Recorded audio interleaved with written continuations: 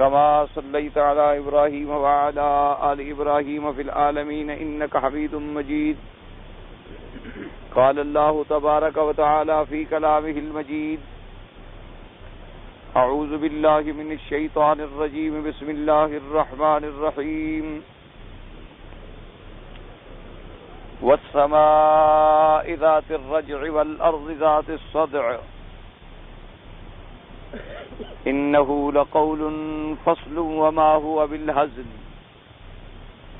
إنهم يكيدون كيدا وأكيد كيدا فمهل الكافرين أمهلهم رويدا. قال ابن عباس رضي الله تعالى عنه: الرجع والمطر، وعنه هو السحاب فيه المطر، وعنه والسماء ذات الرجع أي تمطر ثم تمطر. وقال قتادة: ترجع رزق العباد كل عام ولولا ذلك لهلكوا وهلكت مواشيهم. وقال ابن زيد: ترجع نجومها وشمسها وقمرها یأتین من ها ہنا. اللہ تبارک و تعالی نے قرآن مقدس کی ان آیات مبارکہ میں جو سورۃ الطارق کی آخری آیات ہیں، پھر دوبارہ قسم کھائی اور ارشاد فرمایا کہ والسماء ذات الرجع، مجھے قسم ہے آسمان کی جو پے در پے بارشیں کرتا ہے. ذات الرجع، الرجع کا اصل معنی تو ہوتا ہے نا رجع کا لوٹنا، پھر آنا، بار بار آنا. جیسے کہ مادہ ہے رجع کہ وہ واپس آ گیا، تو رجع کا معنی ہے بار بار کا لوٹنا. اب اس میں دو ترجمے کیے ہیں علماء کرام. ایک ترجمہ تو بعض علماء نے فرمایا کہ والسماء ذات الرجع، مجھے قسم ہے آسمان کی پھرنے والے کی. ایک ترجمہ تو علماء کرام نے یہ فرمایا، اور ایک ترجمہ یہ فرمایا کہ مجھے قسم ہے آسمان کی جو بارش پے در پے لاتا ہے. یہ دو قول ہیں. اب جہاں تک آسمان کے پھرنے کا یا گردش کا تعلق ہے تو یہ ضروری نہیں ہے کہ وہ آسمان کی ہی گردش ہو. آسمان میں تاروں کی جو گردش ہے تو گویا وہ بھی ذات الرجع ہے. تو اس لیے بعض ائمہ نے فرمایا کہ یرید نجومہا و قمرہا و شمسہا، کہ اس سے مراد یہ ہے کہ اللہ تبارک و تعالی نے جو اس میں سورج رکھا ہے، چاند رکھا ہے، تارے رکھے ہیں، اور پھر وہ کوئی ادھر سے آ رہا ہے، کوئی ادھر سے آ رہا ہے، کوئی ادھر سے آ رہا ہے. اور بعض نجوم کی حرکت جو ہے وہ مشرق سے مغرب کی طرف ہے، بعض کی مغرب سے مشرق کی طرف ہے، بعض کی شمال سے جنوب کی طرف ہے، بعض کی جنوب سے شمال کی طرف ہے. اور بعض نجوم کی حرکت جو ہے وہ حرکت قہقرہ ہے، حرکت منقوصہ، یعنی کیا معنی آگے جا کے پھر پیچھے آ گئے. جیسے اللہ نے فرمایا فلا اقسم بالخنس الجوار الکنس، یعنی ایسے سیارات جن کو کہتے ہیں سیارات متحیرہ، کہ جیسے کوئی حیران آدمی ہو نا، کبھی آگے جائے اور کبھی پیچھے جائے، تو ان سیارات کا نام بھی لغت میں متحیرہ بن گیا کہ بھی وہ آگے جا رہے ہیں اور پھر الٹے پاؤں پیچھے آ رہے ہیں. تو اس لیے ان کے اس دوران کو اور ہر پھر کے آنے کو، یا دن کو چھپ جانے کو، رات کو ظاہر ہونے کو، اس لیے فرمایا گیا والسماء ذات الرجع. باقی جو یہ علماء فلاسفہ اور سائنس والوں کی بحثیں ہیں، سب سے پہلی بات تو یہ ہے کہ ہم الحمدللہ ثم الحمدللہ ثم الحمدللہ اللہ کی توفیق سے جب مسلمان ہیں تو ہمارا ایمان جو ہے وہ اللہ اور اللہ کے رسول کی ذات مبارک پر ہے. اور یہ ہمارا ایمان ہے، ایقان ہے، یقین محکم ہے کہ جو اللہ کا فرمان ہے اور ہمارے آقا کا فرمان ہے وہ حق ہے. کیونکہ حضور پاک کا فرمان اللہ کے فرمان کے تابع، اور اللہ کا فرمان ایسا ہے کہ لا یضل ربی ولا ینسا، جو خدا ہمارا نہ بہکتا ہے نہ بھولتا ہے، وہ بہکنے سے بھی پاک ہے اور بھولنے سے بھی پاک. اور جب بھی ہمارے اللہ کا کوئی حکم ہوتا ہے وہ حق ہی حق ہوتا ہے، وہ عدل ہی عدل ہوتا ہے، وہ خیر ہی خیر ہوتا ہے. تو لہذا ہمارا ایمان یہ ہے کہ جب اللہ نے اور اللہ کے رسول پاک نے ہمیں ان چیزوں میں نہیں الجھایا تو بلا وجہ ان میں الجھنا جو ہے اس میں کوئی کامیابی اور کامیابی یا فلاح انسانیت نہیں ہوگی، بلکہ انجام کار انسانیت کی ہلاکت کا ذریعہ بن جائیں تو بن جائیں، لیکن انسانیت کو کوئی فائدہ نہیں پہنچے گا۔ اس لیے بحث میں پڑھنے کی ضرورت ہی نہیں ہے کہ چاند گردش کرتا ہے زمین، جب اللہ نے ان بحثوں کو نہیں چھیڑا بات ختم ہو گئی۔ باقی اگر فرض محال ان دو میں سے کس کی گردش ہے تو اللہ نے منع بھی نہیں فرمایا۔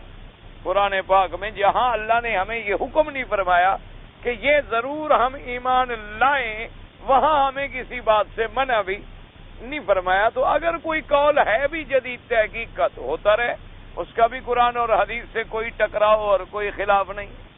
تو اس لیے بہرحال اس سے زیادہ ان چیزوں میں الجھنے کی ضرورت نہیں۔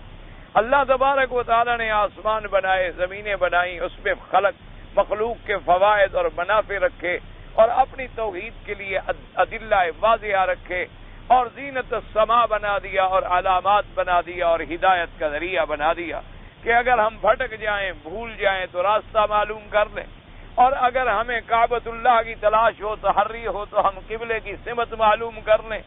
اور اسی طریقے سے ہم رمضان کی آمد ہے، عیدین کی آمد ہے، اسی طریقے سے ہمارے معاہدات ہیں، اسی طریقے سے عورتوں کی عدت حیض و نفاس ہے، اسی طریقے سے عدت وفات ہے، اسی طریقے سے عدت حمل ہے، میعاد حمل ہے۔ ان چیزوں کا ہم فائدہ اٹھائیں جس کا ہمیں شریعت نے حکم دیا ہے۔ باقی باریک بینیوں میں جانے کی کوئی ایسی ضرورت نہیں ہے۔ اگر اس میں انسانیت کا فائدہ ہوتا تو سب سے پہلے قرآن پاک اس کو کھول کے بیان کرتا۔ اس لیے فرمایا والسماء ذات الرجع۔ اب حضرت ابن عباس فرماتی ہیں کہ رجع کا معنی جو ہے وہ مطر ہے۔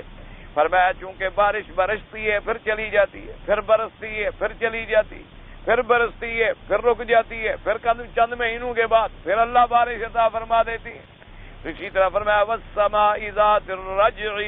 اور ایک قول حضرت ابن عباس رضی اللہ تعالی عنہ کا یہ ہے کہ فرمایا کہ رجع کہتے ہیں السحاب الذی فیہ المطر، اس بادل کو کہتے ہیں جس میں بارش ہو، یعنی بعض بادل تو خالی ہوتے ہیں، بعض بادل جو ہوتے ہیں سحاب ممطرہ یا سحاب مملوءۃ من الماء، کہ بادل ہیں پانی سے بھرے ہوئے یا بادل ہیں برسنے والے، تو فرمایا اس بادل کو بھی کہتے ہیں جس کے اندر بارش کا پانی ہو، اس کو بھی کہتے ہیں الرجع۔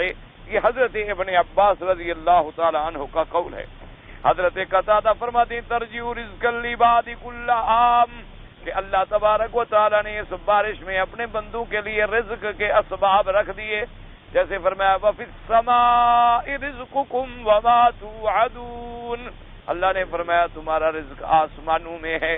اس کا کیا معنی آسمانوں میں؟ کہ بارشیں آسمانوں سے برستی ہیں، جب بارشیں آتی ہیں تو زمین اگتی ہے، زمین سے پھل اور اناج نکل آتے ہیں، تو اللہ نے بندوں کا رزق جو ہے وہ صرف زمین میں نہیں بلکہ وہ تو آسمانوں میں۔ اور بعض علماء نے فرمایا کہ تم زمین میں ڈھونڈ رہے ہو، تیرے رزق کے فیصلے تو آسمانوں میں ہیں، تیرے رزق کا فیصلہ تو اللہ تبارک و تعالی نے کر دیا، اور تو ابھی پیدا بھی نہیں ہوا تھا اور تیرے ابھی بطن والدہ میں تھا اور تیرا رزق بھی لکھ دیا گیا، تیری عمر بھی لکھ دی گئی، شقاوت و سعادت بھی لکھ دی گئی۔ یہ تو اسباب ہے۔ اسی لیے ایک روایت میں آتا ہے، حدیث قدسی روایت کی گئی ہے کہ اللہ فرماتے ہیں یا ابن آدم، اے آدم کے بیٹے، خلقتک لعبادتی فلا تلعب، میں نے تو تمہیں اپنی عبادت کے لیے پیدا کیا ہے، تم کھیل کود میں وقت نہ ضائع کرو۔ وقسمت رزقک فلا تتعب، اور میں نے تمہارا رزق تقسیم کر دیا، بلا وجہ اپنے رزق کے لیے اپنے آپ کو ہلاکت میں نہ ڈال، اسباب کی حد تک کام کرو، باقی اللہ پہ چھوڑ۔ یہ نہیں کہ بالکل ہاتھ پاؤں توڑ کے بیٹھ جاؤ، یہ بھی حرام ہے شریعت، اس کو بھی شریعت نے منع کیا ہے کہ آدمی کہے میں راہب بن گیا، یا آدمی کہے جناب میں ساری دنیا سے کٹ گیا، بیٹھا رہوں گا اور رزق میرے اوپر سے گرے گا۔ اگر ایسا ہوتا تو پھر انبیاء علیہم السلام محنت نہ کرتے، انبیاء علیہم السلام نے محنت کر کے ہمیں نمونہ دکھایا۔ اگر حضرت موسیٰ علیہ السلام کو شادی کرنے کے لیے 10 سال بکریاں چرانی پڑی تو ہم کہیں کہ مفت میں ہو جائے؟ یہ تو نہیں ہو سکتا ہے کہ جب انبیاء علیہم السلام نے اتنی محنت فرمائی ہے، اب اندازہ کریں کہ حضرت موسیٰ علیہ السلام کا جو حق المہر طے ہوا اس میں 8 سال کی مزدوری ہے. 8 سال کی مزدوری آپ اندازہ فرمائیں کتنی بنتی ہے. اور پھر اس زمانے کو کرنسی کو سامنے رکھیں اور آج کی کرنسی کو سامنے رکھیں تو کیا بنے گا. اس لیے فرمایا ہوا. اور پھر موسیٰ علیہ السلام کے ساتھ معاہدہ 8 سال کا تھا، لیکن اللہ کے پیغمبر سے یہ کہہ دیا فَإِنْ أَتْمَمْتَ عَشَرًا فَمِنْ عِنْدِكَ کہ اگر تم 10 پورے کر دو تو یہ تمہاری مہربانی ہے. معاہدہ ہمارا آپ کا 8 سال ہے. 8 سال تو تم نے اس کے عوض میں کام کرنا ہے، لیکن اگر 8 کے بجائے تم 10 کر لو، 2 سال اور بڑھا دو تو یہ تمہاری مہربانی ہوگی. اس لیے قرآن کہتا ہے کہ موسیٰ علیہ السلام چونکہ اللہ کا نبی تھا، اللہ کا رسول تھا اور شان والا پیغمبر تھا، فلما قضى الاجل موسیٰ علیہ السلام نے 10 سال پورے کیے کہ تاکہ میں زیادہ سے زیادہ معاوضہ ادا کروں اپنے رشتے کا. اور یہ نہیں کہ 8 سال کے بعد بھی اگر کہہ دیتے کہ جی آپ کا ہمارا معاہدہ پورا ہو گیا تو بات ختم ہو جاتی. لیکن حضرت موسیٰ علیہ السلام نے پورے 10 سال جو تھے پورے فرما لیے. تو اب بیان محنت کی. داؤد علیہ السلام زرہ بنا کے بیچتے تھے. حضرت نوح علیہ السلام نجارے کا اور لکڑی کا کام کرتے تھے. حضور صلی اللہ علیہ وسلم مکے والوں کی بکریاں چراتے اور مہینے کی مزدوری لیتے تھے. حضور صلی اللہ علیہ وسلم اگر اپنا جوتا مبارک ٹوٹ جاتا تو خود لے کر سی لیتے تھے. اپنا کپڑا پھٹ جاتا تو سوئی لے کر سلائی خود فرما لیتے تھے. اسی طریقے سے جتنے انبیاء علیہم الصلاۃ والتسلیم گزرے ہیں ہر پیغمبر نے کوئی نہ کوئی کام کیا ہے. اسی طرح اصحاب رسول اللہ رضوان اللہ علیہم اجمعین سیدنا ابی بکر صدیق رضی اللہ تعالی عنہ حضور کے خلیفہ بن گئے، امت کے لیے بادشاہ بن گئے اور پورے عالم اسلام کے سرتاج بن گئے. لیکن پہلے دن کپڑے آپ نے لنگیاں ہاتھ پہ ڈالی ہوئی اور بازار میں بیچ رہے. سیدنا عمر بن الخطاب رضی اللہ تعالی عنہ آئے تو آپ نے فرمایا ماذا تفعل یا ابی بکر، آپ کیا کر رہے ہیں؟ انہوں نے فرمایا تو بچوں کو کھانا کہاں سے کھلاؤں، کیا کر رہے ہیں؟ کہا اب تو آپ خلیفہ بن گئے، بادشاہ بن گئے، اگر آپ ان کاموں میں الجھ گئے تو امت کو کون سنبھالے گا، پورے نظم اور نسق کو کون چلائے گا؟ فرمایا پھر میں بچوں کو کیسے کھلا سکتا ہوں. تو حضرت امیر المؤمنین عمر رضی اللہ تعالی عنہ نے ابی عبیدۃ الجراح جو اس وقت بیت المال پر امین تھے ان کی خدمت میں آئے کہ حضرت ابی بکر اگر اپنے کاموں میں مصروف رہ گئے تو خلافت کا کام نہیں چل سکے گا، لہذا میری رائے یہ ہے کہ بیت المال سے کچھ وظیفہ مقرر کر دیا جائے جس میں حضرت ابی بکر رضی اللہ تعالی عنہ کے گھر کا گزر بسر ہو سکے. حضرت ابی عبیدہ بھی تو صحابی ہیں رسول اللہ کے. انہوں نے فرمایا میں اپنے حکم سے کیسے جاری کر سکتا ہوں، یا تو مجھے خلیفہ حکم جاری کرے یا اس کے بعد مجلس شورا بلائیں اور مجلس مشاورت فیصلہ کرے کہ ابو بکر رضی اللہ تعالیٰ عنہ کو کتنا خرچہ دینا چاہیے. میں تو بیت المال کا امین ہوں، جو حکم ملے گا تعمیل ہوگی، ورنہ جو آئے گا وہ جمع ہو جائے گا. اب حضرت عمر پریشان ہوئے، تمام صحابہ کو اکٹھا کیا، بڑے بڑے صحابہ کو کہ بھی فیصلہ کرو، اگر ہمارے خلیفے نے کام کیا تو پھر ہمارا کام کیسے کرے. تو لوگوں نے کہا کہ بات بڑی معقول ہے. کسی نے کہا اتنا طے کرو. حضرت صدیق نے فرمایا زیادہ بحث میں پڑنے کی ضرورت نہیں ہے، مجھے اور میرے بچوں کو جتنا روٹی جو ہے آرام سے ایک وقت کی روٹی چل جائے، بس اتنا آٹا چاہیے، اتنا یہ چاہیے، اس سے زیادہ مجھے نہیں چاہیے. تو اسی پہ فیصلہ ہو گیا. تو یہ کام کرنا جو ہے یہ سنت انبیاء ہے کہ آدمی تجارت کرے، آدمی مزدوری کرے. اور حتیٰ کے بعد روایات میں یہ بھی آیا، حضور نے فرمایا اگر کوئی غریب آدمی ہے تو وہ مرغیاں شرغیاں پالا کرے. آپ دیکھیں نا اب 1400 سال کے بعد آج کل کیسے فارم بن رہے ہیں، پولٹری فارم. یہ 1400 سال پہلے حضور نے مشورہ دیا. آپ نے فرمایا اگر کوئی غریب ہے تو وہ مرغیوں کی تجارت کرے، اور فرمایا اگر کوئی درمیانہ تاجر ہے تو اس کو چاہیے کہ وہ بکریوں کی تجارت کرے. یعنی متوسط آدمی ہے، غریب آدمی ہے جو 2000-4000 سے بکریوں کا ہی کام کر سکتا ہے، اور کیا کر سکتا ہے، کیونکہ فرمایا بکریاں بہت بڑھتی ہیں، اس میں بھی اللہ بہت برکتیں عطا فرماتے ہیں.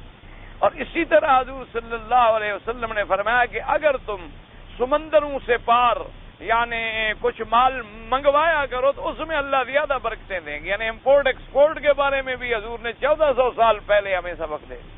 اس لیے فرمایا کہ اللہ نے جو فرمایا ہے کہ میں نے تمہارے لیے دریاؤں کو مسخر کر دیا ہے، میں نے تمہارے لیے کشتیوں کو مسخر کر دیا ہے کہ کشتیاں بھی تمہارے تابع ہیں اور سمندر بھی تمہارے تابع ہیں. تو اس میں اشارہ ہے اس طرف کہ اللہ تبارک و تعالیٰ اپنے بندوں کو ارزاق دینا چاہتے ہیں. اور اسی طرح حضور نے فرمایا کہ جس کو اللہ توفیق عطا فرمائے وہ زمین کا کام کرے، یعنی زمین میں زراعت کرے۔ حضور کو صرف یہ مکان بنانا پسند نہیں تھا، حضور صلی اللہ علیہ وسلم نے فرمایا کہ اپنے پیسے کو مٹی اور گارے میں نہ ضائع کیا کرو، کہ ایک آدمی کا 2 کمرے میں اگر گزارا ہو سکتا ہے تو پھر 20 کمرے بنانے کا کیا حق ہے؟ ایک آدمی کا اگر 4 کمروں میں گزارا ہو سکتا ہے تو پھر 40 کمرے بنانے کی کیا ضرورت؟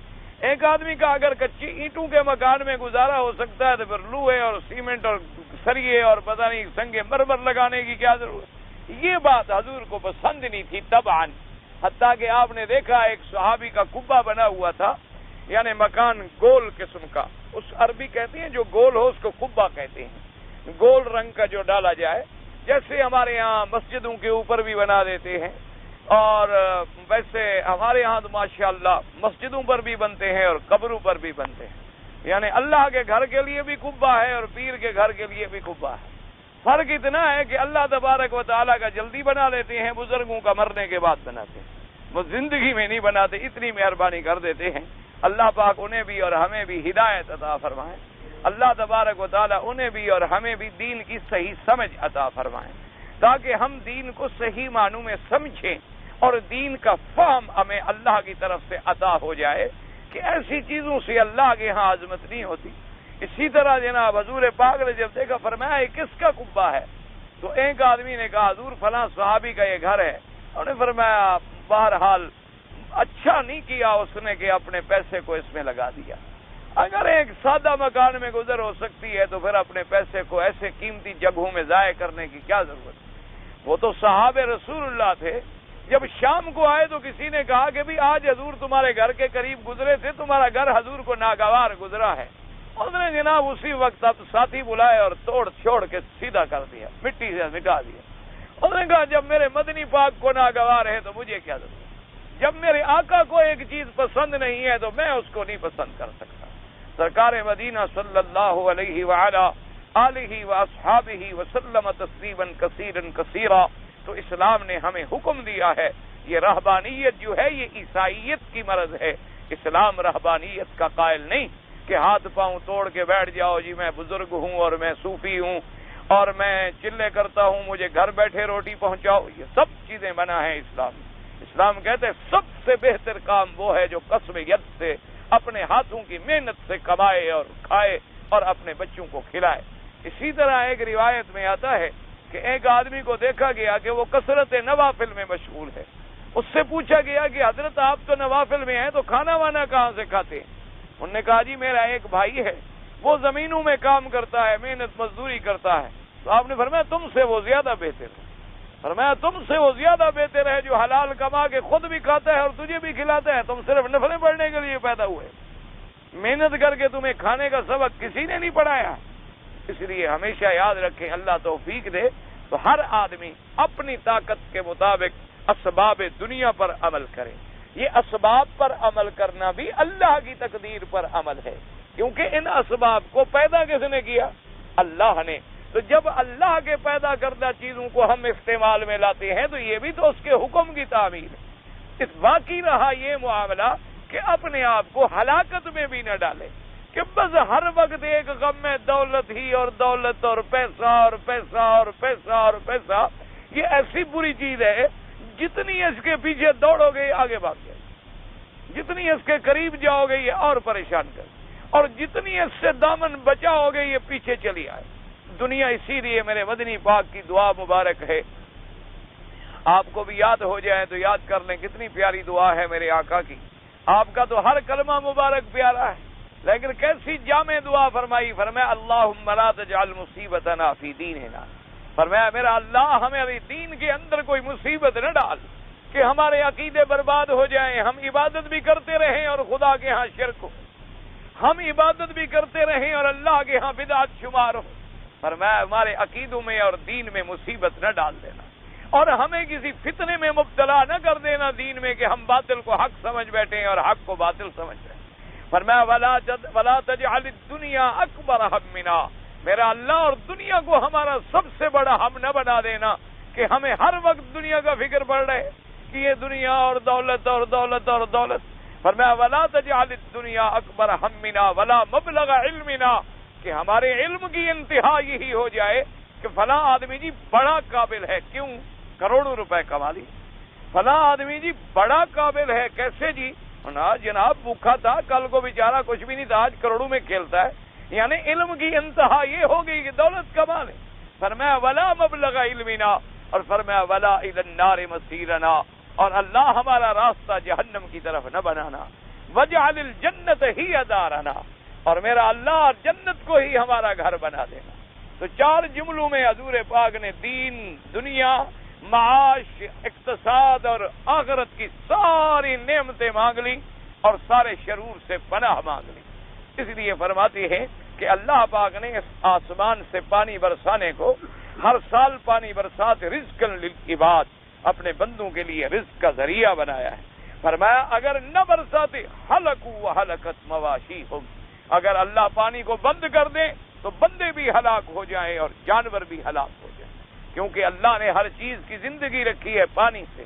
جیسے فرمایا وجعلنا من الماء كل شيء حي، اللہ نے فرمایا ہم نے پانی سے ہر چیز کی زندگی رکھی ہے، چاہے نباتات ہیں، چاہے جمادات ہیں، چاہے حیوانات ہیں، چاہے حشرات ہیں، سب چیزوں کی زندگی کا دار و مدار جو ہے وہ پانی پر. خدا کی قدرت دیکھیں کہ بندے کا وجود بھی پانی سے ہے، اور بندے کی زندگی کا سب سے بڑا ذریعہ جو ہے وہ بھی پانی اللہ نے بنایا، کہ پانی کے بغیر کوئی انسان، کوئی جاندار، کوئی جینے والی چیز جو ہے زندہ نہیں رہ سکتی. اسی طرح حدیث پاک میں آتا ہے حضور پاک صلی اللہ علیہ وسلم، خاتم الانبیاء محمد مصطفیٰ صلی اللہ علیہ وسلم، آپ جمعہ کے دن خطبہ پڑھا رہے، ایک صحابی کھڑے ہو گئے، انہوں نے کہا حلقت الاموال والعیال یا رسول اللہ. انہوں نے کہا حضور ہمارے بچے بھی برباد ہو گئے، ہمارے مال بھی برباد ہو گئے، مدتیں ہو گئی، بارش نہیں ہوتی آسمانوں. آپ بھی دعا کریں اللہ بارش عطا فرمائے، دل سے دعا فرمائیں. چونکہ امام ابو حنیفہ رحمۃ اللہ علیہ، ان کے نزدیک تو اصل میں بارش کی دعا ہوتی اسی طرح ہے. وہ تو فرماتے ہیں کہ بغیر نماز کے آدمی اللہ تبارک و تعالیٰ سے التجا کرے کہ جیسے حضور نے خطبہ پڑھاتے ہوئے دعا فرماتے. اس لیے آدمی اللہ سے دعائیں مانگیں کہ اللہ تبارک و تعالیٰ اس بلاد پر بھی اور بلاد مسلمین پر بھی اپنی رحمتوں کی بارشیں برسائیں. اللہ تبارک و تعالیٰ عذاب رفع فرمائیں اور رحمتوں کے فیصلے فرمائیں، رحمتوں کی بارشیں فرمائیں. صحابی نے کہا یا رسول اللہ ہلاکت العیال والاموال، کہ ہمارے مال بھی برباد ہو گئے. اگر مال مر گئے تو بچے بیچارے، ان کا گزر بھی تو کسی کا دودھ پہ ہے، کسی کا چیز پہ ہے، کسی کا معیشت پہ ہے. اگر مال کام کرے گا تو باغوں کو بھی پانی پلائیں گے، مال کام نہیں کرے گا تو باغ بھی اجڑ جائیں گے، زراعت بھی اجڑ جائے گی. تو حضور صلی اللہ علیہ وسلم نے حدیث میں آتا ہے آپ نے ہاتھوں کو اٹھایا آسمان کی طرف، اور صحابہ کہتی ہیں واللہ ما رأینا فی السماء سحابۃ، کہتے ہیں خدا کی قسم ہے ہم نے آسمان میں کوئی بادل نہیں دیکھا، کوئی بادل کا ٹکڑا بھی موجود نہیں تھا. بس حضور پاک نے ہاتھ اٹھائے اور دعا شروع کی. صحابہ کہتے ہیں ابھی دعا مانگ رہے تھے کہ پانی کے قطرے گرنے شروع ہو گئے. فرماتے ہیں کہ حضور صلی اللہ علیہ وسلم کی داڑھی مبارک پر بارش کے قطرات آنے لگ گئے. اور صحابہ کہتے ہیں کہ جب ہم نکلے نماز پڑھ کے تو اتنا گھٹنوں گھٹنوں پانی ہو چکا تھا مدینے میں، اتنی زبردست بارش ہوئی ماشاء اللہ. لیکن یاد رکھو عقیدہ کہ حضور پاک نے مانگا کس سے؟ اللہ سے. بس یہی ایک سمجھنے والی بات ہوتی، اسی میں لوگ سمجھ لیتے ہیں دیکھو جی حضور نے دعا مانگی تو بارش زیادہ حضور کے ہاتھ میں ہے نا، ہاتھ میں ہو تو پھر مانگنے کی ضرورت تو نہیں ہوتی، پھر تو حکم دینے کی ضرورت ہوتی ہے. جو چیز آپ کے ہاتھ میں ہو، آپ کے ملک میں ہو، وہ حکم ہوتا ہے. اور دعا کا معنی ہے سوال، اللہ سے مانگنا. تو انبیاء بھی اللہ سے مانگتے ہیں. اب اللہ چاہتے ہیں تو اسی وقت عطا فرما دیتے ہیں، اور اللہ چاہے تو نبی مانگتے رہیں مانگتے رہیں مانگتے رہیں، 80 سال گزر جائے اور ایوب کی دعا منظور ہو، اس کی مرضی ہے. ورنہ ایوب بھی تو اللہ کے نبی، اللہ کے پیغمبر ہیں، شان والا پیغمبر ہے. اللہ جس کے بارے میں اللہ نے فرمایا انا وجدناہ صابرا نعم العبد، فرمایا میرا بہترین بندہ جس کو ہم نے بڑا صبر والا پایا ہے. 80 سال تک بیماری میں مبتلا ہوئے، دعائیں مانگتے رہے. جب اللہ کی رحمت آئی فرمایا ارکض برجلک ھذا مغتسل، میرے پیغمبر یہاں جہاں بیٹھے ہو یہی زمین پہ پاؤں مارو. اللہ میاں میں تو مریض آدمی ہوں، پر میں تمہارا کام پاؤں مارنا ہے، تمہارا کام کوئی زمین پھاڑنا تو نہیں ہے، باقی تو میری مرضی ہے. زمین پہ پاؤں مارا چشمہ نکل آیا، فرمایا اس سے غسل بھی کرو، پی بھی لو۔ غسل کیا، پانی پیا، واپس بیوی آئی تو باہر کھڑی ہو گئی کہ کوئی اور آدمی آ گیا، کیونکہ 80 سال سے خاوند تو مریض تھے، وہ تو بیچارے ہل نہیں سکتے تھے۔ کہا ماشاءاللہ اندر تو ایک خوبصورت جوان بیٹھے ہیں۔ فرمایا من اندر، کہا یوں میں تمہارا خاوند، وہ عجیب بات ہے۔ کہا یہ کیا ہو گیا؟ اس نے کہا یہ میرے اللہ تبارک و تعالیٰ کی قدرت۔ تو اس لیے ہمیشہ یاد رکھیں، انبیاء ہوں اولیاء ہوں، اپنے عقیدوں کو صاف کرو۔ مسلمانوں، آدمی طواف سے کبھی نجات نہیں پا سکتا، حج پڑھنے سے کبھی نجات نہیں ہو سکتی، صرف تسبیحاں پڑھنے سے کبھی نجات نہیں ہو سکتی۔ ساری رات اگر آپ دریا کے کنارے پہ کھڑے ہو کے ذکر کرتے رہیں، نجات نہیں ہو سکتی جب تک کہ مسلمان کا عقیدہ ٹھیک نہ ہو جائے۔ اسی عقیدے کی اصلاح کے لیے 1,24,000 پیغمبر آئے ہیں کہ لوگوں کو کفر سے چھڑائیں، شرک سے چھڑائیں، غیر اللہ کے دروازے سے چھڑا کے اللہ کے دروازے پہ جھکا دیں۔ اب انبیاء بھی اللہ سے مانگتے ہیں، اولیاء بھی اللہ سے مانگتے ہیں، ساری کائنات اللہ کے آگے سوال کرتی ہے۔ باقی جیسے جیسے شان بڑی ہوتی ہے، کبھی ایسا رحم بھی فرماتی ہیں کہ ہاتھ نیچے بھی نہیں آئے اور بارش برس گئی، اسی وقت بارش برس گئی، اور ایسی بارش مبارک آئی کہ جمعہ بارش، پورا ہفتہ بارش، دوسرا جمعہ جب آ گیا نا پورا ہفتہ روز بارش لگاتار مسلسل رکی ہی نہیں، مسلسل بارش ہو رہی ہے۔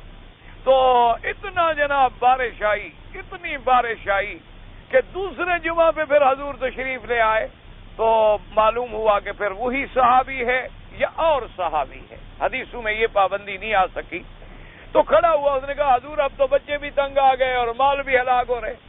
حضور نے فرمایا کیوں؟ انہوں نے کہا حضور نہ تو جانور باہر جا سکتا ہے، کہاں چرے، وہ تو ہر وقت بارش ہو رہی ہے، اور بچے گھر سے باہر نہیں نکل سکتے، غریبوں کے گھر ہیں وہ تو گر رہے ہیں، ہم تو اتنا پانی آ گیا، اتنی بارش آ گئی ہے، پھر ہلاک ہو رہے ہیں۔ صحابہ کہتے ہیں حضور پاک نے اپنی انگلی مبارک کو ہلایا اور اللہ سے دعا کی اور فرمایا میرا اللہ ہوائیں چلا دے اور بادلوں کو ہٹا دے، بادلوں کو ہٹا دے، مدینے سے دور کہیں برسا دے وادیوں میں۔ تو صحابہ کہتے ہیں الحمدللہ، ایسے معلوم ہوتا تھا کہ بادل چھٹ گئے اور ایسے معلوم ہوا سب صاف ہو گئے، اور مدینہ شریف کے اوپر صرف ایک ٹکڑی سی نظر آ رہی ہے، صاف چمکتا ہوا آسمان، ایسے معلوم ہو رہا تھا خوبصورت کہ نماز پڑھ کے نکلے تو دھوپ پھیل گئی اور ہوائیں چل گئیں اور بارش کا رخ اللہ نے پھیر دیا۔ اور وہاں بھی حضور نے اللہ سے دعا کی کہ یا اللہ اب ہمارے ارد گرد بارش کو برسائیں، مدینے والے بہت سیراب ہو چکے ہیں۔ تو اس لیے ہمیشہ یاد رکھیں کہ اسی لیے حضرت قتادہ نے بھی فرمایا کہ اگر اللہ ہر سال بارشیں عطا نہ فرمائے تو لوگ تو ہلاک ہو جائیں اور ان کے جانور جو ہیں وہ بھی ہلاک ہو جائیں، جیسے آج کل بارشوں کی بڑی قحط ہے۔ اسی لیے سوموار کے دن نماز استسقاء بارش کے لیے پڑھی گئی تمام ملک میں الحمدللہ۔ اسی سے آپ اندازہ لگائیں کہ جہاں اسلام کا عقیدہ ہے وہاں تکلیف آتی ہے تو نماز پڑھتے ہیں اور اللہ کے آگے بھاگتے ہیں، اور جہاں اسلام کے عقیدے نہیں ہوتے تکلیف آتی ہے تو کبھی آدمی غیروں کے پاس، کبھی قبروں کے پاس، کبھی درختوں کے پاس، کبھی جناب نجومیوں کے پاس، اور کبھی کاہنوں کے پاس، کبھی فال دکھانے والوں کے پاس۔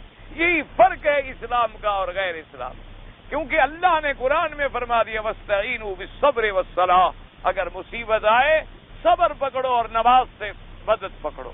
تو اس لیے نماز کی طرف یہ دوڑیں گے، سورج پکڑا جائے نماز کی طرف دوڑیں گے، چاند پکڑا جائے نماز کی طرف دوڑیں گے کہ شاید اللہ کا عذاب ہو تو ہم اللہ کے ذکر میں تو ہوں، نماز میں تو آئے تاکہ ہمارا خاتمہ تو ایمان پہ ہو جائے۔ اس لیے ہمیشہ یہ اسلام والوں کی اب علامت۔ اور یہ بارشیں بند کیوں ہو جاتی ہیں؟ یاد رکھو جب زنا عام ہو جائے، جب سود عام ہو جائے، جب عریانی اور فحاشی اور بے حیائی عام ہو جائے، جب لڑکوں سے بدفعلی عام ہو جائے، جب لوگوں میں امانت اٹھ جائے، جب لوگوں میں حیا اٹھ جائے، اللہ بارشوں کو روک دیتے۔ اور پھر نازل کیسے ہوتی ہے؟ یاد رکھیں حضور نے فرمایا ما نزل بلاء الا بذنب وما رفعت الا بتوبہ، فرمایا اللہ کوئی مصیبت نازل نہیں کرتے مگر تیرا کوئی گناہ ہوتا ہے، اور وہ مصیبت تجھ سے ٹلے گی کیسے؟ کہ تم اللہ کے دروازے پہ توبہ کرو، اللہ کے دروازے پہ معافی مانگو، اور جب تم توبہ کرتے ہو، استغفار کرتے ہو، تو پھر اللہ کی رحمت جو ہے وہ جوش میں آ جاتی۔ اس لیے اللہ سے دعائیں بھی مانگیں اور استغفار بھی کریں اللہ سے، ہم سب اپنے گناہوں سے توبہ بھی کریں، اللہ کی طرف متوجہ ہوں تاکہ اللہ تبارک و تعالیٰ اپنی رحمت کی بارشیں بھیجے، تاکہ اس ملک کو اللہ ہمیشہ قیامت تک کے لیے آباد فرمائیں۔ اللہ تبارک و تعالیٰ ان کو محتاج نہ کریں قیامت تک۔ اللہ تبارک و تعالیٰ کسی اسلام والے ملک کو محتاج نہ فرمائیں۔ الحمدللہ ثم الحمدللہ۔ تو حضرت قتادہ نے یہ ترجمہ فرمایا کہ والسماء ذات الرجع، فرمایا ترجع رزق العباد کل عام، ہر سال کچھ ایک موسم ایسا اللہ کی طرف سے آ جاتا ہے کہ بارشیں لوٹ پھر کے آ جاتی۔ ولولا ذالک، اگر ایسا اللہ نہ فرمائے تو برباد ہو جائے۔ وہلکت مواشیہم۔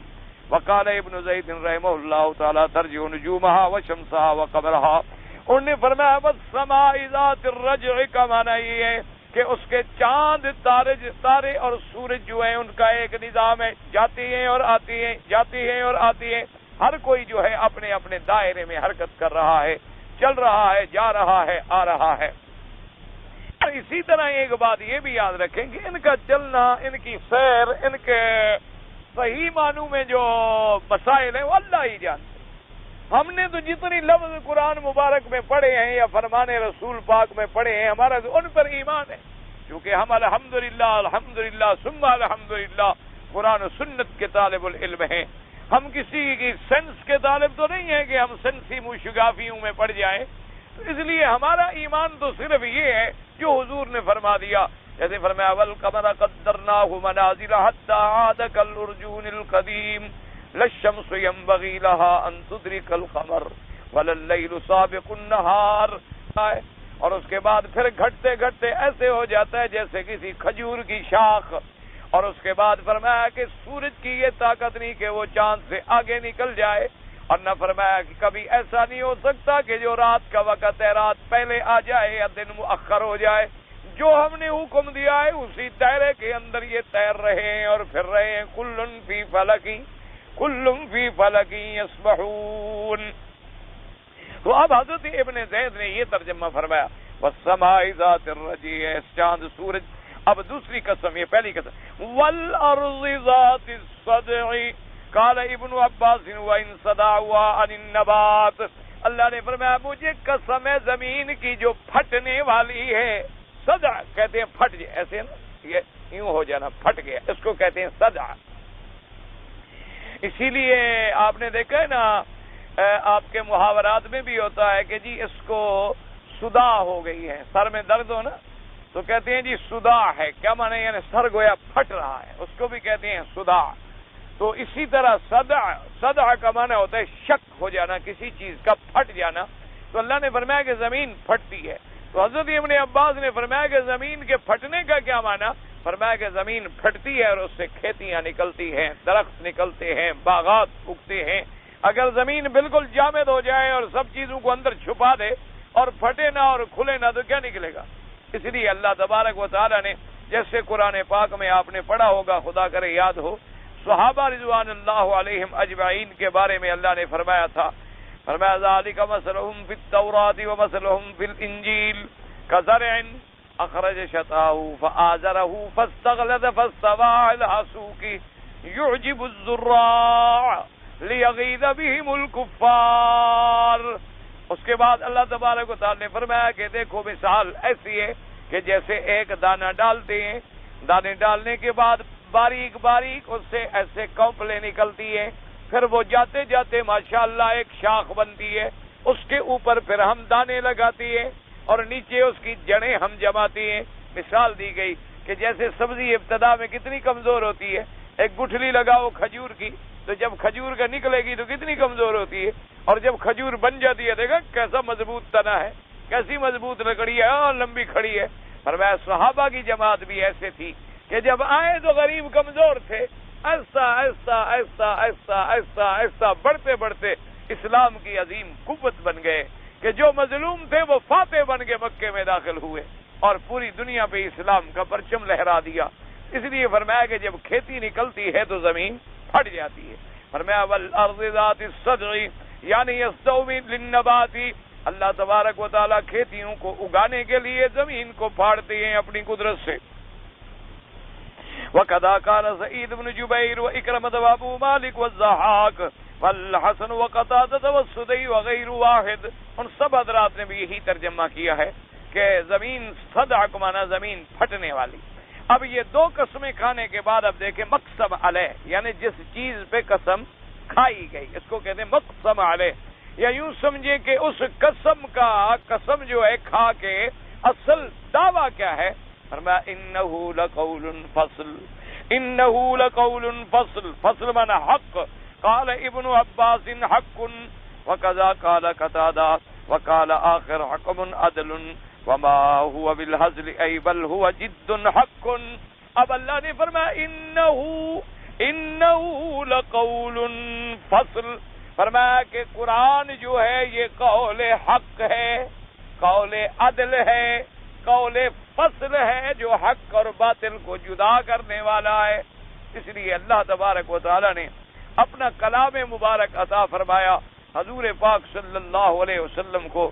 اور یاد رکھیں جتنی انبیاء پہ کتابیں اتری ہیں ان پر ہمارا ایمان ہے کہ وہ تمام کتب منزلہ من السماء جو ہیں وہ برحق ہیں، لیکن ان کی حفاظت کا میرے اللہ نے وعدہ نہیں فرمایا.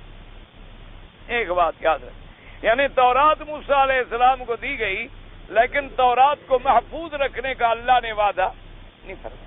انجیل عیسیٰ علیہ السلام کو دی گئی لیکن انجیل کو محفوظ رکھنے کا اللہ نے وعدہ نہیں فرمایا. اسی طرح صحائف ابراہیم علیہ السلام، صحائف موسیٰ، زبور ہے اور کتابیں ہیں، جتنی بھی کتابیں اللہ نے بھیجی ہیں کسی کے محفوظ رکھنے کا وعدہ نہیں. بعض علماء نے ایک بڑا عجیب اور پیارا نقطہ لکھا ہے، اللہ علماء پہ کروڑوں رحمت نازل فرمائے. انہوں نے لکھا کہ یاد رکھو کہ پہلی جتنی کتابیں تھیں وہ بھی اللہ کی اتاری ہوئی، اللہ کی کتاب اور اللہ کا کلام، اس میں کوئی شبہ نہیں. لیکن انہوں نے کہا کہ جو صحیح معنی میں کلام اللہ بھی ہو اور کتاب اللہ بھی ہو وہ صرف قرآن ہے. ان کتابوں کو ہم کتاب اللہ تو کہیں گے کہ اللہ کی کتابیں. اس کی مثال سمجھیں، ایک خط لکھا جاتا ہے تو اس میں ہے تو وہی بات جو آپ کہنا چاہتے تھے آپ نے لکھ دی، لیکن کلام کہتی ہیں جب متکلم کلام کرے اور بولے. یہ شرف صرف قرآن میں ملا ہے کہ اللہ نے جبریل کو پڑھایا اور جبریل نے محمد مصطفیٰ کو پڑھایا. اللہ تبارک و تعالیٰ کا کلام بھی ہے اور پھر کتاب بھی ہے. تو پہلے جو تھی وہ تھی تو اللہ کا فرمان، لیکن کتاب لکھ کے تورات پوری کی پوری موسیٰ علیہ السلام کو ایک دفعہ دے دی گئی. تو وہ کتاب تو تھی لیکن اس کو یہ شرف نہیں تھا کہ اللہ نے وہ پوری تورات مبارک خود بول کے پڑھ کے سنائی ہو یا جبریل کو سکھلائی ہو اور جبریل نے آگے پڑھایا ہو موسیٰ علیہ السلام کو. نہ، پوری کتاب کی کتاب آپ کو الواح دے دی گئی اور اس پہ تورات لکھی ہوئی مل گئی. اسی طرح انجیل ہے، اسی طرح زبور ہے. تو یہ چونکہ شرف اس کتاب کو ملا ہے کہ ذالک الکتاب لا ریب فیہ، اور اسی کے بارے میں یہ آیا کہ میرا مدنی لا تحرک بہ لسانک لتعجل بہ ان علینا جمعہ وقرآنہ فاذا قرأناہ، جب ہم پڑھیں. حالانکہ اللہ تو نہیں پڑھے ہوتے اس وقت، اللہ نے تو جبریل کو پڑھایا تھا. اب جبریل چونکہ اللہ کی طرف سے پڑھ رہے ہیں تو گویا اللہ نے پڑھا، اس لیے فرمایا فاذا قرأناہ فاتبع قرآنہ، کہ جب ہم قرآن پڑھیں تو آپ خاموشی سے اس کی اتباع کریں، سنتے رہیں. آپ کا پڑھانا بھی ہمارے ذمے، آپ کو قرآن کا سمجھانا بھی ہمارے ذمے، آپ کے سینے میں قرآن کو محفوظ کرنا بھی ہمارے ذمے. اور اس کے بعد وعدہ فرما دیا اور فیصلہ فرما دیا کہ انا نحن نزلنا الذکر وانا لہ لحافظون، کہ میرا مدنی ہم نے قرآن کو اتارا ہے اور اس کی حفاظت کرنے کے ذمہ دار بھی ہم ہیں. تو اس لیے اب قرآن جو ہے یہ واحد اللہ کا کلام ہے، اللہ کا کلام ہے جو آج بھی محفوظ ہے، کل بھی محفوظ تھا اور قیامت تک بھی محفوظ رہے گا. اس میں کوئی تحریف، کوئی تبدیل، کوئی تغییر، کوئی رد و بدل، کوئی لفظ آگے پیچھے کر لے یا ایک لفظ اوپر نیچے کر دے، سوال پیدا نہیں ہو سکتا. اللہ تبارک و تعالی نے ایسا حفاظت کا انتظام کر دیا ہے. اور یہی عقیدہ اہل سنت والجماعت ہے. یاد رکھیں کہ اللہ نے جیسے قرآن لوح محفوظ سے اتارا اور جبریل میرے مدنی پاک کے سینے پہ آ کے پڑھا کے جما گیا، وہی قرآن بے عین ہی وہی کلام اللہ جو ہے محفوظ ہے اور مکمل ہے اور کامل ہے، اس میں کوئی تبدیلی نہیں ہے، مگر شیعہ لوگ جو ہیں ان کا قرآن پہ ایمان نہیں۔ سیدھی بات، یہ بہانے بناتے ہیں جب لوگوں کو کہتے ہیں نہیں نہیں ہم تو قرآن کو مانتے ہیں، ہمارا قرآن پر ایمان، دیکھو جی ہم مانتے نہ ہوتے تو یہی پڑھتے۔ اچھا دنیا کی کتنی کتابیں ہیں جن کو ہم نہیں مانتے، ہم پڑھتے رہتے؟ یہ تو نہیں کہ پڑھنا دلیل ہو جائے ماننے کی۔ اب کئی انگریزوں کی کتابیں لکھی ہوئی ہم پڑھتے ہیں، کئی انگریزوں کی کتابیں ہیں جو لکھی گئی اسلام کے خلاف، ان کو بھی ہم پڑھتے ہیں تاکہ ہم ان کے اعتراض سنیں، سمجھیں اور جواب دینے کی کوشش کریں۔ کئی ایسی باطل فرقوں کی کتابیں ہیں جن کے ہم مطالعے کرتے ہیں، کئی اہل بدعت کی کتابیں ہیں ہم پڑھتے ہیں کہ انہوں نے کیسے کیسے اعتراضات گھڑے ہیں اور لوگوں کو کیسے کیسے گمراہ کیا ہے۔ اس لیے پڑھنا دلیل نہیں ہوتا۔ جب انہوں نے اپنی کتابوں میں باقاعدہ ایک روایت نہیں، دو نہیں، تین نہیں، چار نہیں، 2000 روایت نقل کی ہے کہ یہ قرآن جھوٹا ہے، انا للہ و انا الیہ راجعون، 2000، ایک نہیں، دو نہیں، تین نہیں، چار، 2000 روایت۔ اور بعض روایتیں وہ اپنے ائمہ معصومین سے نقل کرتے ہیں کہ یہ قرآن تو چند نشائی قسم کے لوگوں نے لکھا تھا اور صحابہ نے اس میں اپنے منشے سے رد و بدل کر دیا، کہیں بڑھا دیا ہے اور کہیں گھٹا دیا ہے اور کہیں آیتیں چھپا دی ہیں اور اہل بیت کے حقوق پر انہوں نے ڈاک۔ اب ہم کہتے ہیں بھی اگر تمہارا ایمان ہے اس قرآن پر تو جن لوگوں نے تمہاری یہ کتابیں لکھی ہیں تم اعلان کر دو کہ بھی ہم ان کو نہیں مانتے۔ ایک اصولی بات ہے نا، ایک اصولی بات ہے، کوئی جھگڑے کی بات نہیں۔ مثلا ابن کثیر ہم پڑھ رہے ہیں، پڑھا رہے ہیں، اس کا معنی ہے کہ ہم اس کو مانتے ہیں۔ اگر ہم اس کتاب کو مانتے ہی نہیں تفسیر کو تو کیوں پڑھ رہے ہیں؟ اس تفسیر پر اگر ہمارا ایمان ہی نہیں ہے، اگر ابن کثیر رحمت اللہ علیہ کی تحقیق پر ہمارا یقین نہ ہو تو ہم یہ 16 سال زندگی اسی میں کھپائے جا رہے ہیں، ایسی کتاب پر جس کو ہم نہیں مانتے۔ یہ عجیب بات ہے۔ ہمارے تمام مدارس میں الحمدللہ بخاری، مسلم، نسائی، ابن ماجہ، ابی داؤد، ترمذی، یہ ساری کتابیں پڑھائی جا رہی۔ اگر ہمارا ان پر ایمان نہیں تو ہم پڑھا کیوں رہے؟ ایک واضح سی بات ہے۔ اور اگر ان کا بھی ان کتابوں پر ایمان نہیں ہے اور وہ ان کتابوں کو غلط سمجھتے ہیں اور اس میں لکھنے والوں کو غلط سمجھتے ہیں، بڑی کھلی سی بات ہے کہ واضح ان کے علماء اکٹھے ہو کر ایک بات لکھ دیں کہ بھئی ان روایات پر ہمارا کوئی ایمان نہیں اور ان کتابوں پر ہمارا کوئی عقیدہ نہیں، اور آئندہ وہ کتابیں نہ ہم چھاپیں گے، نہ ہم اپنے مدرسوں میں پڑھائیں گے، نہ ہم بیچیں گے۔ بات ختم ہوگی، قصہ ختم ہو گیا، ہمیں بھی تسلی ہو جائے گی بھی ہاں ٹھیک بات ہے، قرآن کو مانتے۔ لیکن صرف زبانی کلامی کہہ دینے سے تو بات نہیں بنتی ہے۔ اچھا قرآن کی حفاظت کا اندازہ دیکھیں کہ اب 1400 سال گزر گئے قرآن پاک، اچھا، اور حضور پاک کے زمانے میں قرآن مجید جو ہے ایک جگہ پر لکھا ہوا تو تھا نہیں۔ حضور پاک کے زمانے میں چند صورتیں اس کو یاد ہیں اور چند صورتیں اس کو یاد ہیں اور چند صورتیں ان کو یاد ہیں، 4 یا 5 یا اس سے کچھ زیادہ کا عدد ہے جن صحابہ کو پورا قرآن یاد تھا، الف سے لے کر یا تک چند صحابہ تھے اور قرآن لکھا ہوا تھا۔ لیکن کیسے لکھا ہوا تھا؟ کسی کے پاس 1 سورت ہے، کسی کے پاس 2 سورتیں ہیں، کسی کے پاس 4 سورتیں ہیں۔ اور لکھا ہوا کیسے تھا؟ یہ کاغذ موجود نہیں تھے اس زمانے میں، لوگ لکڑیوں پہ لکھ لیتے تھے، جیسے ہم کسی زمانے میں بچے تھے نا تختیاں لکھا کرتے تھے، تختی بنا کے دیتے تھے نا والدین، اور اسی پر لکھا اور پھر اس پہ میٹ لگایا اور صاف کیا اور فلاں کیا، اور انہوں نے بھی ایسی لکڑیاں بنا لی اور ان کے اوپر قرآن کی آیات لکھ دی۔ اسی طریقے سے بعض لوگ یہ کرتے تھے کہ جیسے ہرن ہیں اور جانور ہیں، ان کے چمڑے ہوتے تھے، چمڑوں کو رنگ دینے کے بعد چمڑا پاک ہو گیا، جب اس کی دباغت ہو گئی، طہارت ہو گئی، اس پہ آیات لکھ دیتے تھے۔ اور کہیں کہیں کچھ اوراق بھی میسر آتے تھے تو اس پر بھی قرآن کو لکھ دیا جاتا تھا۔ لیکن آپ اندازہ فرمائیں کہ 1400 سال گزر گئے، ابھی چند عرصہ قبل ایک قرآن پاک کا نسخہ ملا ثنا میں، سیدنا علی رضی اللہ تعالی عنہ کی اپنی قلم سے لکھا ہو، حضرت علی رضی اللہ تعالی عنہ کا اپنی قلم سے لکھا ہوا اللہ کے قرآن کا نسخہ ملا، اور الحمدللہ الف سے لے کر والناس تک بے عینی ہی وہی ہے جو سیدنا عثمان نے لکھا ہے. الحمدللہ ایک حرف کا بھی فرق نہیں, ایک لفظ کا بھی درمیان میں فرق نہیں. تو اس سے بڑی دلیل اور کیا ہو سکتی ہے قرآن پاک کی حفاظت کی, قرآن پاک کی محفوظیت کی, کہ اللہ نے ایسا انتظام فرما دیا ہے اللہ تبارک و تعالی نے. اور اس کے علاوہ پوری کائنات میں آپ ایک آدمی نہیں پیدا کر سکتے کہ جو آدمی دنیا کی کوئی کتاب یاد کر سکے.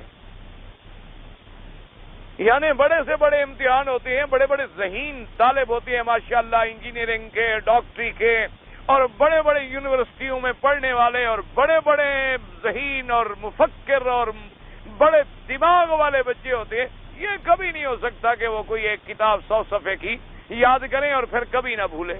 امتحان کے دنوں میں رٹا وٹا لگا لیں گے, امتحان کا دن نکلے گا 10 دن کے بعد, پھر پوچھو کہ یار یاد تو سیدھا دیکھ لیں تو ہو سکتا ہے پھر کوئی بات یاد آ جائے. یعنی چند نظمیں, چند اشعار بھی یاد کریں بھول جائیں گے.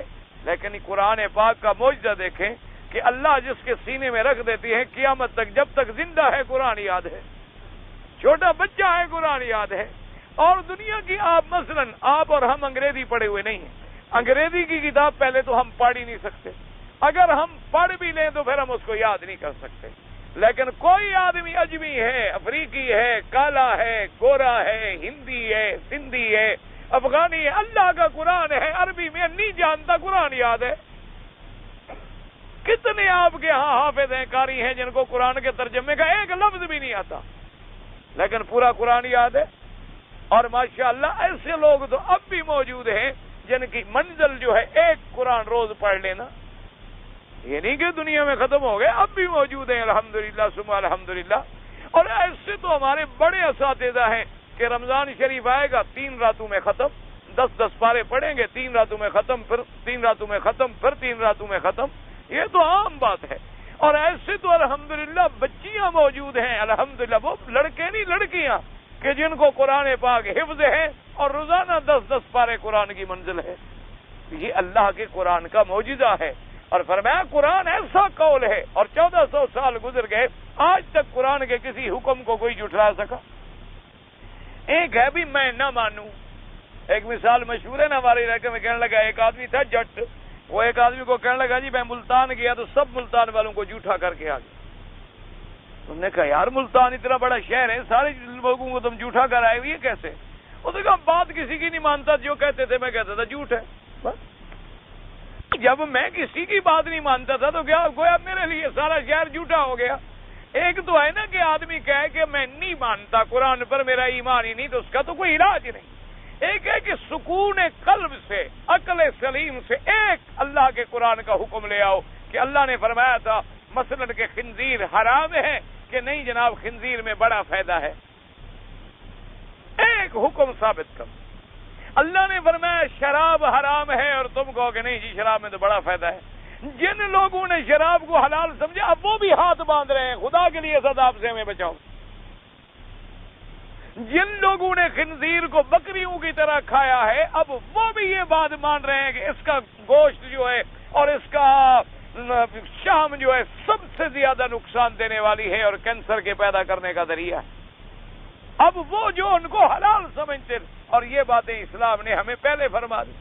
اسی طریقے سے اسلام نے فرمایا کتا حرام ہے, اسی لیے اسلام نے فرمایا کہ مثلا پانی حلال ہے, اسی لیے اسلام نے فرمایا پیشاب حرام ہے.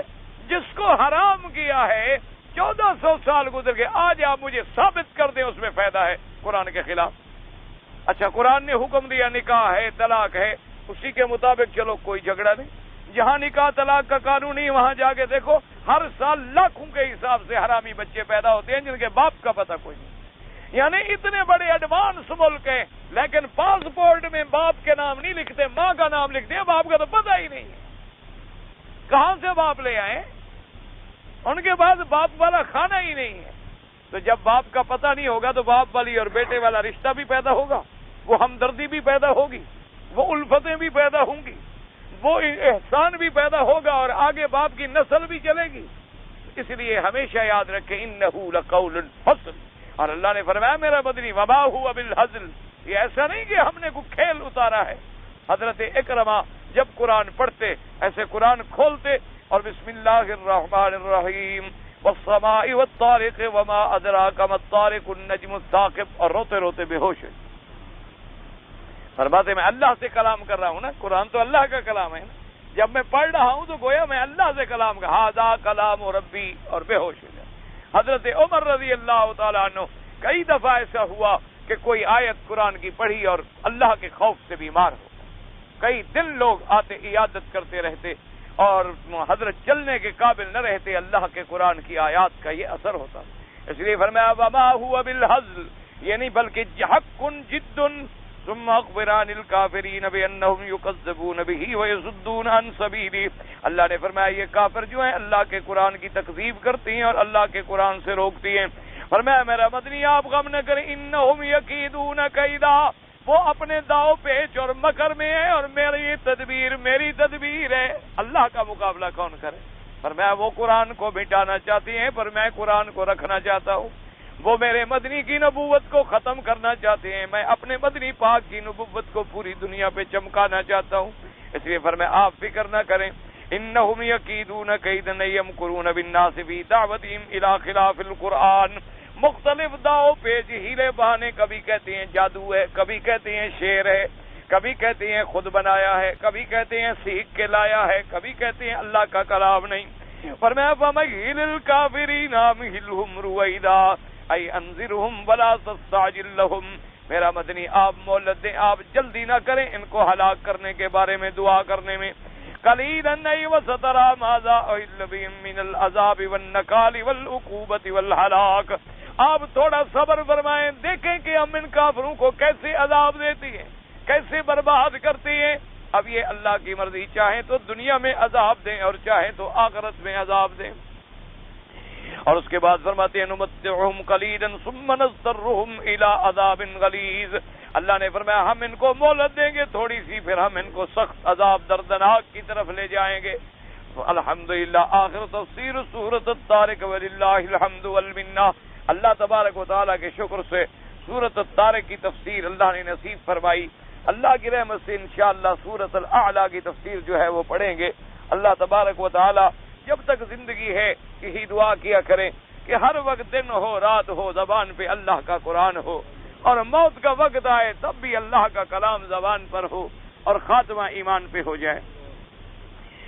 میں نے شادی میں مہر نقد ادا نہیں کیا، اب ادا کرنا چاہتا ہوں۔ بھائی تو آپ میں نے عرض کر دیا تھا کہ نقد ادا نہیں کیا تو اصولی طور پر بہتر یہ ہے کہ جس وقت تم نے نکاح کیا تھا اس وقت جو پیسے مثلا 1000 آپ نے مقرر کیا تھا، اصولاً تو یہ ہے کہ 1000 دے دو، لیکن بیوی کو اس میں نقصان ہوتا ہے نا کہ آج 1000 کی تو قیمت ہی نہیں رہی، اس لیے باقی کچھ اپنی طرف سے بطور عطیہ زیادہ دے دو تاکہ اس کو نقصان نہ ہو۔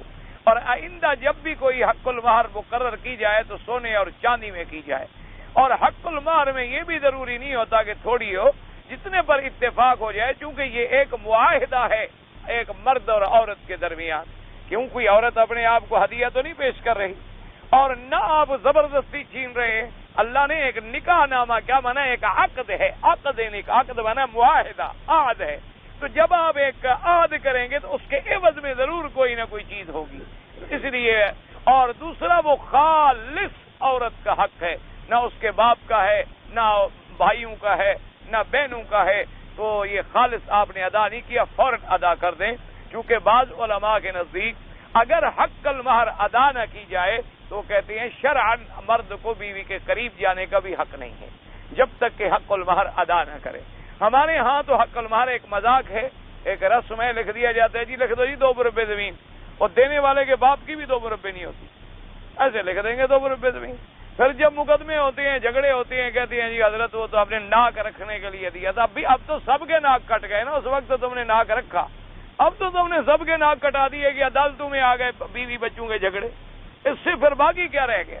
اس لیے جن لوگوں نے حق المہر ادا نہیں کی وہ فوراً ادا کر دیں۔ اور اگر کوئی غریب آدمی ہے حق المہر ابھی تک ادا نہیں کر سکا تو دوسرا طریقہ یہ ہے کہ وہ بیوی سے معافی مانگ لے کہ وہ اس کو معاف کر دے، وہ اس کا حق ہے، لیکن معاف زبردستی نہیں، اس کو قائل کرے کہ تمہارے سامنے میرا حال ہے، میں غریب ہوں، ادا کرنے کے قابل نہیں ہوں، تو ذرا میرا تعلق جو ہے وہ تو شرعاً حرام نہ ہو، اس لیے بہتر ہے کہ تم مجھے معاف کر دو، اور اگر اللہ نے مجھے غنا بخشا، اللہ نے مجھے امیر کر دیا تو پھر میں بھی تمہارے گھر ہی میں لاؤں گا ہر چیز، اور کہاں لے جاؤں گا؟ اس لیے بہرحال اس میں غفلت نہ کریں، حق المال کا معاملہ بڑا سخت ہے، لوگوں نے اس کو مذاق رکھا ہوا ہے۔ سود کے پیسے سے جانوروں بکری گائے کو رہنے کے لیے روم، اچھا روم کمرہ یعنی، اچھا کچھ اردو لکھتے ہو یار، کچھ انگریزی لکھتے ہو، کسی ایک کی لغت کی ٹانگ توڑی کرو نا آپ، تو اگر کمرہ لکھ دیتے آپ تو کوئی بات نہیں تھی، روم جو ہے پھر میں روم سمجھوں کہ روم اب جانوروں کے لیے بھی روم شروع ہو گئے۔ تو پہلے ہم سمجھتے تھے کہ یہ روم تمہارے قروم کے لیے ہیں یا انسانوں کے لیے ہیں، اب تم نے روم جو ہے فار اینیمل بنا دیے ہیں، تو یہ ایسی بات ہے۔ تو بہرحال جو گزارش یہ ہے کہ سود کے پیسے سے جب تم ایک کمرہ بنا کے جانور باندھو گے تو جانور فائدہ اٹھا رہا ہے کہ نہیں اٹھا رہا؟ تو اس جانور کا دودھ تم پیتے ہو، پھر تم فائدہ اٹھا رہے ہو کہ نہیں اٹھا رہے؟ سیدھی بات ہے کہ حرام ہے، سیدھی بات ہے۔ جب سود کا استعمال کرنا تیرے لیے حرام ہے تو جانور کس کا ہے؟ وہ بھی تو تیرا ہے، تو جانور کے نفع کے لیے جب استعمال کر رہے ہو تو وہ بھی حرام ہے۔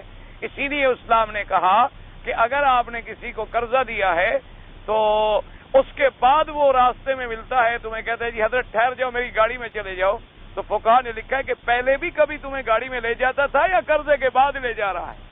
اگر پہلے بھی لے جاتا تھا تو بیٹھ جاؤ، اگر پہلے کبھی نہیں لے گیا تو صاف ظاہر ہے کہ قرضے کے شرمندہ ہے کہ میرے پر احسان ہے، مجھے قرضہ دیا ہے، پر میں یہ فائدہ اٹھاؤ گے، یہ بھی سود بن جائے۔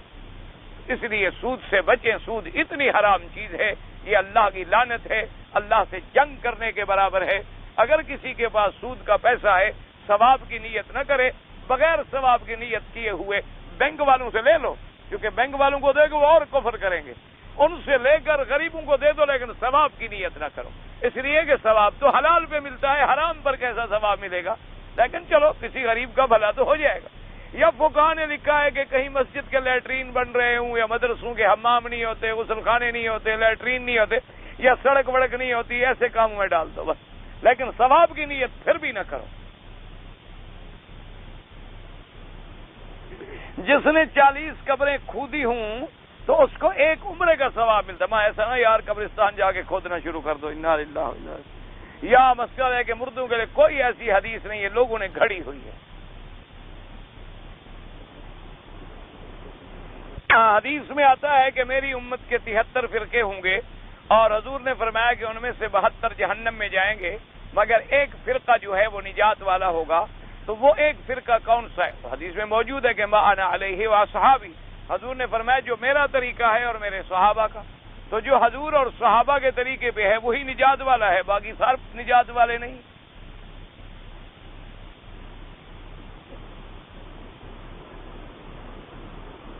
اگر ایک آدمی کو پتا ہے کہ یہ رقم جو ہے اس نے چرائی ہے، وہ لے آیا کہ میری رقم امانت رکھ لو، لیکن اس کو پتا ہے کہ یہ ہے چوری کی رقم، تو امانت رکھ سکتے نہیں، آپ تو چوری میں مدد کر رہے ہیں۔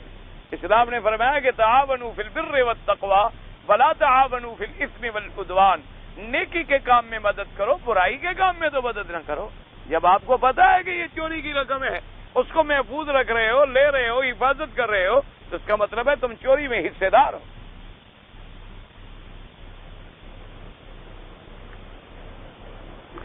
ایک آدمی کہتا ہے کہ ایک قوال جو ہے وہ حرم میں قوالی کہے گا، تجربہ کر دیکھو،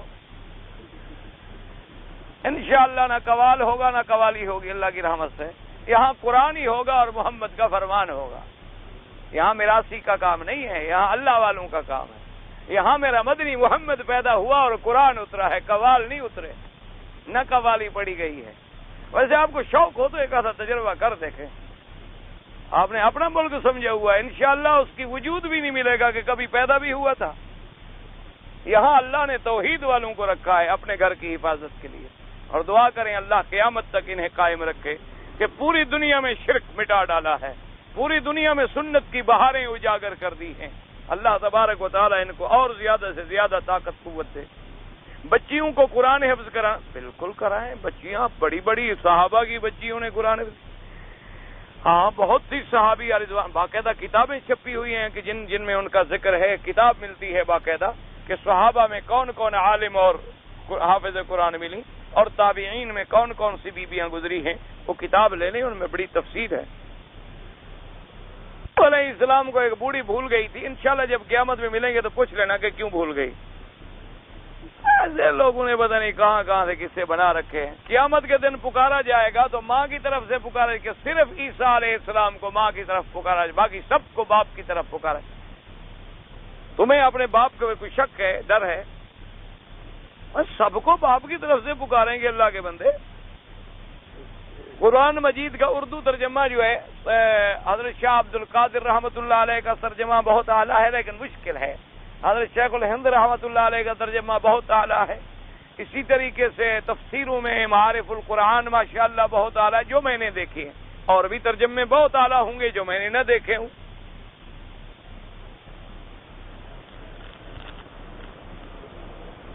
وادی ارنا کا معلومات کیا مانا؟ ارنا وادی کا نام ہے، اور کیا معلومات؟ وہاں حضور پاک تشریف فرما تھے، وہاں غسل فرمایا، پھر عرفات میں تشریف لے گئے. بس جو آدمی جمعہ کا روزہ رکھے، صرف جمعہ کا روزہ رکھنا جو ہے ٹھیک نہیں.